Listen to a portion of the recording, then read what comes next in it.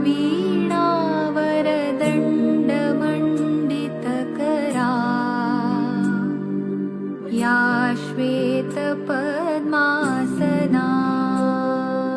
था कि घर के सभी लोग सफाई में व्यस्त हैं। कोई सामान झाड़ रहा है तो कोई मकड़ी के जाले उतार रहा है। रेशमा ने सोचा, जरूर आज कोई खास बात है। माँ, आज कोई खास बात है? सब इतनी सुबह उठकर घर की सफाई में जुटे हैं। हाँ बिटिया रानी, त्योहार के दिन है, भूल गई क्या? पहले से ही साफ सफाई हो जाए तो अच्छी तरह त्योहार का आनंद ले पाएंगे। ओह, मैं तो एकदम भुलक्कड़ हो गई हूँ।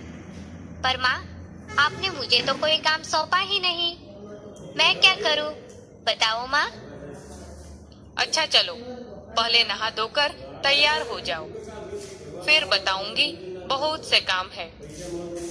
मैं भी आपकी मदद करना चाहती हूँ। मदद तो मैं जरूर लूंगी। मैंने तुम्हारे लिए कई काम सोच रखे हैं। नहा धोकर नाश्ता कर लो, फिर बताऊंगी। माँ ने रेशमा को उसकी पहिए वाली कुर्सी पर बैठा दिया।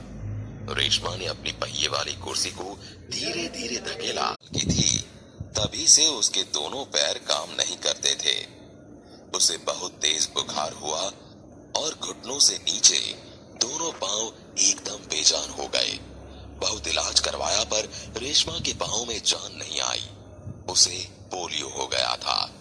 रेशमा बहुत हिम्मत वाली लड़की थी। शुरू में उसे जरूर दूसरों की सहायता लेनी पड़ी, परंतु अब 11 साल की उम्र में वह अपने सारे काम स्वयं करती है। वह अपने परिवार पर अपने काम के लिए निर्भर नहीं रहना चाहती। परिवार के सभी सदस्य, पिताजी, छोटा भाई गोलू, दादी जी, दादाजी, सभी उसे बहुत प्यार करते हैं। वह सबकी आंखों का तारा है।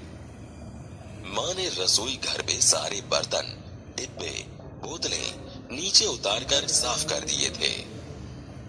रेशु, अगर तुमने नाश्ता कर लिया हो तो काम में मेरा हाथ बटाओ। हाँ माँ, मैंने नाश्ता कर लिया। दूध का मेवे वाला दलिया बहुत अच्छा बना है। माँ, मैं हाथ धोकर अभी आती हूँ। रेशमा अपनी कुर्सी को धकेलते हुए रसोई घर में पहुंची। रेशमा माँ को बर्तन, डिब्बों पर लेबल लगा लगा कर पकड़ा दी गई और माँ उन्हें व्यवस्थित ढंग से सजाती गई। रसोई घर फिर से चमचमाने लगा। तेरे पिताजी दफ्तर चले गए। मुझे लड्डू बनाने के लिए कुछ जरूरी सामान चाहिए था। गोलू तो बहुत छोटा है। दादी जी, दादाजी बहुत बुजुर्ग है। अब सामान लाए कौन? सामान मैं ले आऊंगी। बस आप मुझे सामान की लिस्ट और एक थैला दो। तुम ले आओगी अकेली? हाँ माँ, एक बार पहले भी तो लाई थी।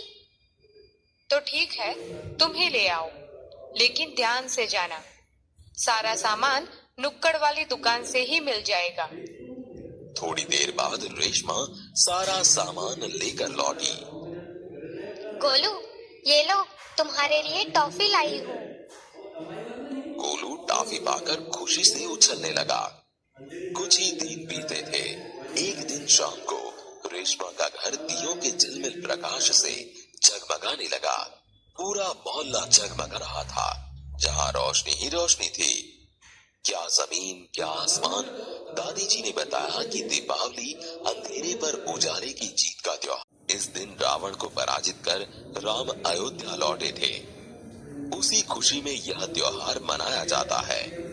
रेशमा और गोलू बड़े ध्यान से दादी जी की बातें सुन रहे थे। कुछ देर बाद सबने मिलकर पूजा की और प्रसाद खाया। गोलू अपने दोस्तों के साथ पटाखे छुड़ाने में मग्न हो गया।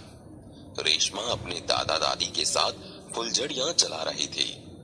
इतने में रेशमा ने क्या देखा कि गोलू ने जिस पटाखे को बुझाया हुआ समझकर छोड़ दिया था, उसमें चिंगारियां निकलने लगी हैं। गोलू की पीठ पटाखे की तरफ थी।